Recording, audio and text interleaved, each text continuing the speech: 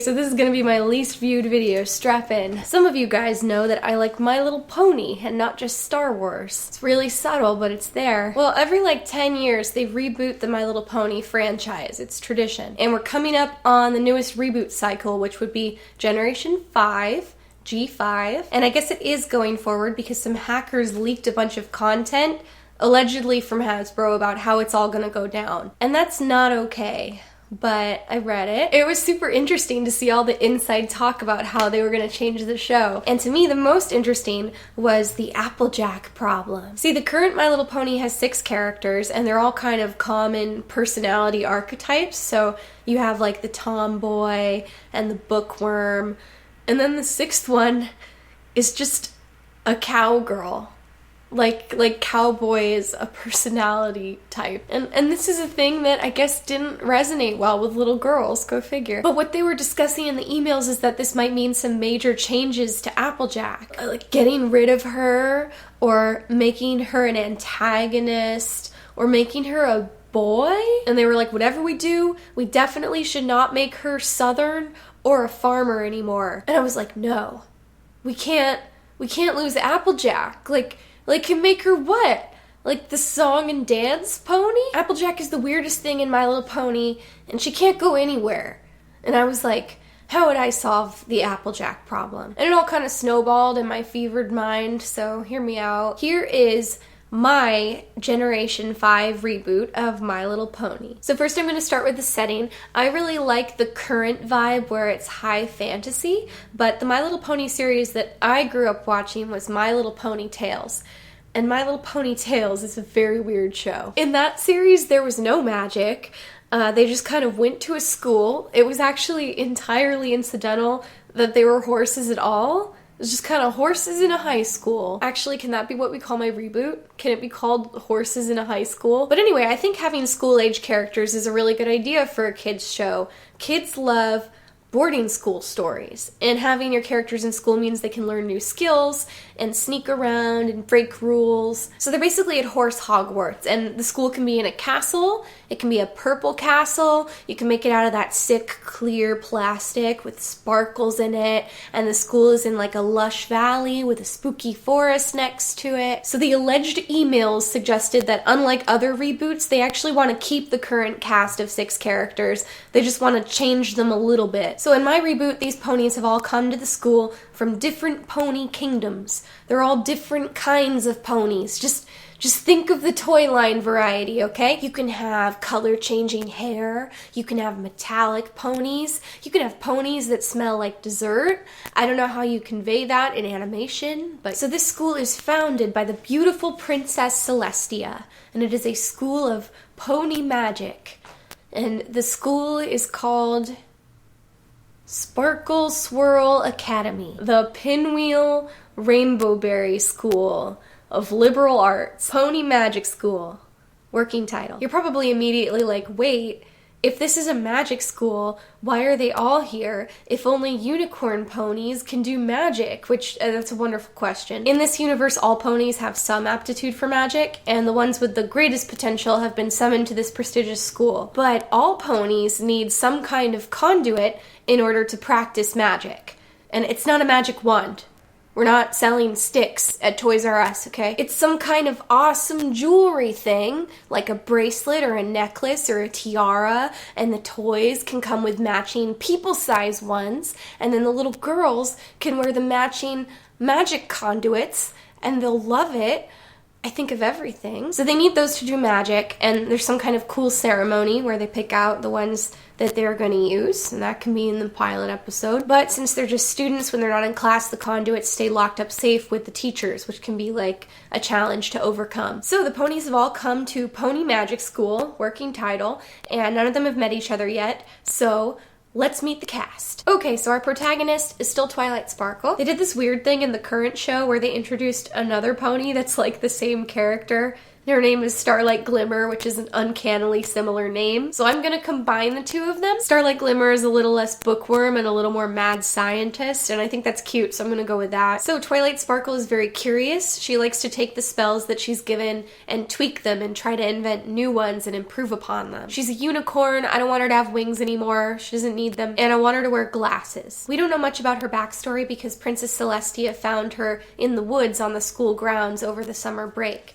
and she took her in, and Twilight Sparkle doesn't remember anything before that. Kids love mystery orphans, and they love angst. That's why they love Elsa. Twilight Sparkle feels she owes a lot to Princess Celestia, so she like hero worships her. She's like, let's hang out, let's talk about magic. Princess Celestia is like, okay. She tries to keep her at arm's length, kind of. She puts out a vibe like she isn't comfortable with ponies being this familiar with her, probably because she's royalty. She gets updates about Twilight Sparkle's progress, and she does not like that Twilight is taking this outside the box approach to magic. Twilight Sparkle's been living on this empty campus all summer, so she's super excited for the other ponies to arrive because she wants to make friends. In this, she doesn't hate friendship, she just doesn't have friends. So when we first meet Twilight Sparkle, she's like wandering the castle grounds. She's doing something dorky, like rehearsing how her making friends is going to go. There's like a little lizard that runs by on the ground, and like, since it's the cute pony world, the lizard is purple, and she puts her nose down to the ground and she starts following the lizard and pretending the lizard is the one she's making friends with. Lizard doesn't speak English, it's just a lizard, so it's trying to run away. It's all super cute, and then she stumbles and she looks up and the lizard scampers away over like a piece of rubble, and she looks up and she's somewhere on the castle grounds that she has never been before. It's bits of wall, like the crumbly remains of old rock walls and like old foundation. Twilight trails off talking to herself. She's like, She starts walking closer to look. And then Princess Celestia shows up and she's like, hey, Twilight, the other students are arriving now. You wanted to meet them, right? Aren't you excited? Let's go. Let's go say hi to them. Twilight is immediately distracted. She's like, oh, sweet. And they walk away. But Twilight, of course, does the cliche, like, look over her shoulder, like, what's that, though? So the rest of the cast have arrived, and the first pony that Twilight makes friends with is Pinkie Pie. Pinkie Pie is like what people expect a My Little Pony to be like. Pinkie Pie is so cuddly. She has the biggest eyes and the fluffiest hair. She has the same really high-pitched voice as the current Pinkie Pie and like the enthusiasm, but the volume's brought down a little. Like, she's a really good listener too. She can go really silent, and it's like scary silent. She'll just sit near you when you need company, and she'll stare at you with her big, unnerving eyes. I figure Pinkie Pie could be a good connecting device just because she could be the first friend that all of the other ponies made, just by virtue of lurking around and being available as a friend. I like the idea of Pinkie Pie being on roller skates, like, constantly, and especially in situations where you should not be in roller skates. Like, the ponies are having some kind of serious conversation with, like, exposition or something, and the whole time you're just hearing this axle clumping sound of Pinkie Pie trying not to lose her balance on her roller skates. Then one pony is finally like, Pinkie, can you take off your roller skates? And Pinkie's like,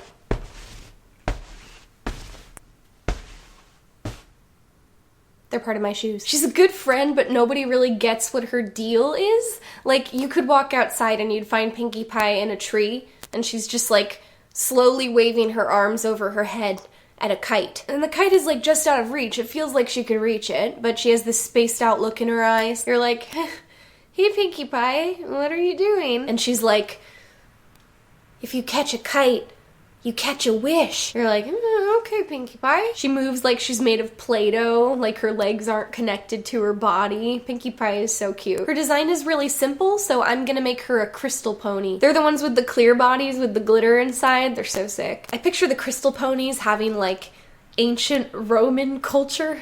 That sounds weird. Okay, moving on to Rainbow Dash. Rainbow Dash is like a pony cop. She's still got that jock thing going on from the last incarnation, but now she's channeled it into this weird authoritarian thing. She's like Javert, and she's a year above them, and she's the hall monitor. She always stands with her legs super straight and her chest puffed out, and she wears some kind of cute, like, uniform hat. I'm not a fashion designer, so don't quote me on the hat. I want to make her shorter than the others, and I also want to make her an earth pony. The others aren't friends with her initially. She's kind of like a comedic antagonist. But then, you know, things happen, they become friends. Okay, and now we're to the part with the Applejack Problem. The stuff in the alleged email mentioned making her like spunky and overcompensating for something, and I like the idea of that. I think kids like an underdog, and they already established that they're okay with mixing up the body types of the different ponies. So here's my thing. How do we fix the hardest sell pony of the main 6? By making her the coolest type of pony that's ever existed. We're gonna make Applejack a Flutter Pony. Flutter Ponies are from the 80s movie, and they're like the elves of My Little Pony. Like, they live in a valley in this weird sun-worshipping community, and they have all this immense power, but the other ponies come to them for help, and they're like, we could help you, but we don't really want to get involved. They're very dignified and mysterious. I would be gesturing more emphatically, but this is very precious to me. Her beautiful wings are very delicate, okay? Flutter ponies are like the same height as other ponies, but they have longer legs and skinnier builds, and they have these really snooty looking bone structures on their faces. So I'm like, Applejack is still a farmer. She is a farmer Flutter Pony. The Flutter Ponies all have delicate nature names like Rose Dust and Peach Blossom. And then it's like, there's Applejack. She grows apples on the bad side of the valley. The other Flutter Ponies are mean to her, okay? She's like the lowest of the Flutter Ponies, but she got the scholarship to Pony Magic School, working title. She sees this as her chance to reinvent herself, to reboot herself, if you will. So when she gets there, she's like, no pony's gonna know that I'm a farmer. She takes off her cowboy hat and she stuffs it in her bag, because you better believe she still has a cowboy hat. It's not Applejack without a cowboy hat. You don't even really have to change her color palette, although I think the orange should be softened a lot. But she should definitely keep her freckles because they're cute. So Applejack speaks in this stilted, overly formal way because she's trying to hide her hick accent. But I'm kind of thinking less Texas accent and maybe like a Georgia one. When we first meet her, she's almost like this era's Rarity. Like, she seems kind of prissy and vain, but she's just overcompensating. Applejack is extremely physically strong. She can start a fire with her bare hooves.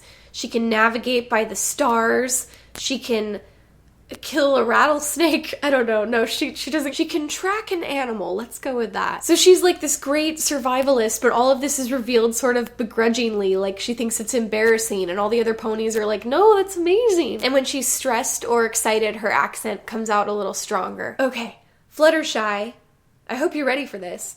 Fluttershy doesn't even go here. She's not a student at the school. Fluttershy is a breezy pony, and they're like the fairies of the ponies. They're like Tinkerbell size. They are a secret community of magical beings, and they live in the eaves of the school, and they go through little mouse holes, which the playsets can have built in, obviously. And they're definitely not supposed to interact with the big ponies, so she doesn't join the group right away. Maybe for a couple episodes, she's just kind of watching them from the corners, maybe helping them in small ways without them realizing that she's doing it. Fluttershy is timid, but she has a strong natural curiosity, and I like the idea of a joke where she seems impossibly shy by normal standards, and then it's revealed that the rest of her community is like even more shy, and they view Fluttershy as like this crazy punk rock rebel without a cause. They speak in even milder, even softer tones than she does, and she says something like hesitant and pretty unshocking, and they like gasp. Anyway, I like the idea of one of them being a wildly different size for storytelling reasons, because she'd be good at like espionage or picking locks. But also from a toy line perspective, all the different ponies' toys are like wildly different from each other. Like, you can't just get your favorite. You need to get all 6 of them, because this one's tiny, and that one's sparkly, and that one has wings. And lastly, we have Rarity, and she's not gonna change a whole lot. I love Rarity. So she's still the artistic soul, but I want like a goth Rarity. Like, she has goth eyeshadow and cool boots. She's also a sophomore like Rainbow Dash, and I picture her being taller than the other ones. In this incarnation, instead of fashion design, her art is storytelling. Rarity is the drama club pony, and she's also very into lore and mythology, so she's really good for expository information, but obviously she's a comedic character, so she exaggerates stuff and things might get lost in translation. And Rarity's the one who's like, did you guys know this school used to have 2 founders? There's the Hall of the Sun, where we all go to school, but out on the castle grounds, there's the ruins of the Hall of the Moon. Princess Celestia is the Sun Princess, and she had a sister, and they ruled the day and the night side by side. But her sister, Princess Luna, was jealous of the daytime, and she raised an army of dragons, and mad with power, she threatened to keep the world in eternal night and darkness. And Princess Celestia had to banish her own sister, and legend has it that she locked her away in the moon.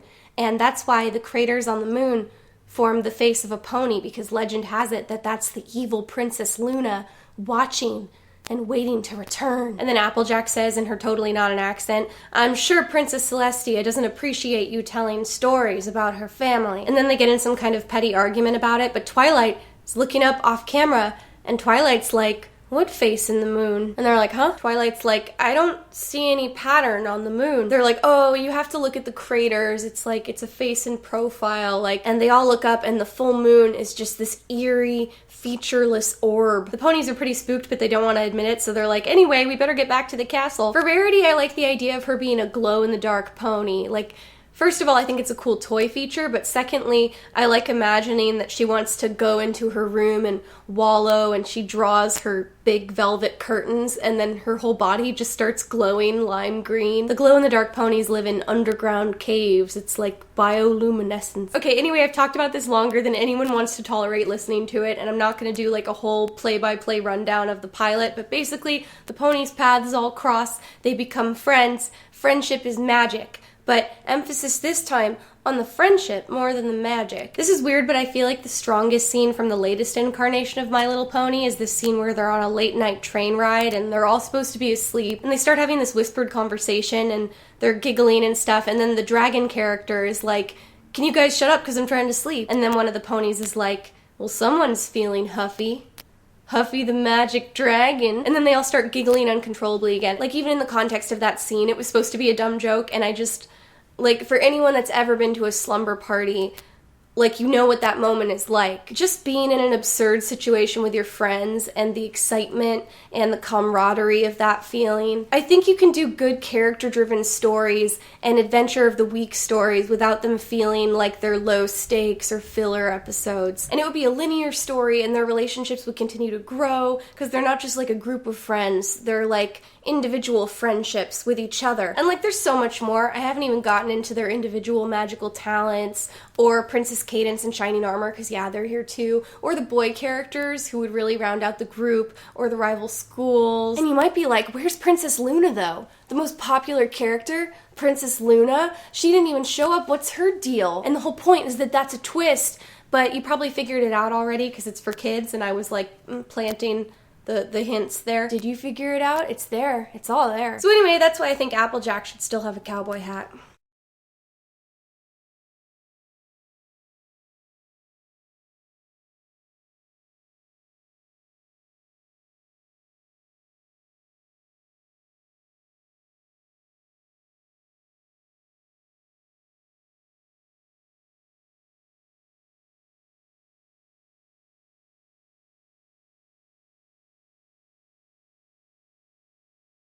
Okay, the twist is that Twilight is Princess Luna. This always made way more sense to me. Twilight is a name that's about the nighttime. Princess Celestia was overcome by guilt, so she brought her sister back, but her mind is wiped. She's powered down baby Princess Luna. And Twilight Sparkle's on the learning track for plant growing magic, and she's like, "I don't know if this is my talent. I don't feel like I'm good at this." And Princess Celestia is like, "No, your talent is growing flowers. Congratulations." And Twilight's like, "I kind of like astronomy, but while I'm here, hey, I thought of some modifications. What if I give the flowers teeth?" And the princess is like, "Yeah, keep doing the flower thing. You're doing great." Twilight Sparkle, she's right there. She's just this little roiling ball of evil magic waiting to bust out, unless things are different this time. Princess Celestia is like, "Ooh, I'm glad she's back, but I have feelings of guilt. I don't want her to turn evil again." And she's pushing her away, but it's painful because the sisters not understanding each other is what made her turn evil in the first place. It's drama. Oh, also, the purple lizard was Spike the Dragon, and I made it purple on purpose. It wasn't arbitrary.